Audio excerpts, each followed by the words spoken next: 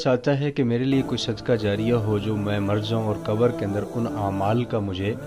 अजर मिलता रहे। तो के अंदर काम आने वाले आमाल 7 हैं। ये है किसी को इल्म सिखा दिया हो, दूसरा ये है कोई नहर खुदवा दी पानी की, और तीसरा ये है कि पानी का कोई कुआं बनवा दिया, कहीं नल का लगवा दिया, कहीं कोई मोटर लगवा दी, कहीं कोई और सदके जारिये के लिए पानी की सबील लगा दी, और चौथा ये है कि दरख्त लगाया हो, और नंबर 5 कोई मस्जिद बनवा दी हो तो इसका भी आपको अजर मिलता रहेगा। नंबर 6 कुरान मजीद को पीछे छोड़ कर गया। कुरान मजीद को पीछे छोड़ जाने का मतलब ये है कि आपने कुरान ख़रीद कर उसको वक़फ़ कर दिया, चाहे मदरसे में बच्चों हिफ़्ज़ के बच्चों को दे दिया या मस्जिद के अंदर रखवा दिया कि जब तक पढ़ा जाता रहेगा आपको उसका अजर मिलता रहेगा।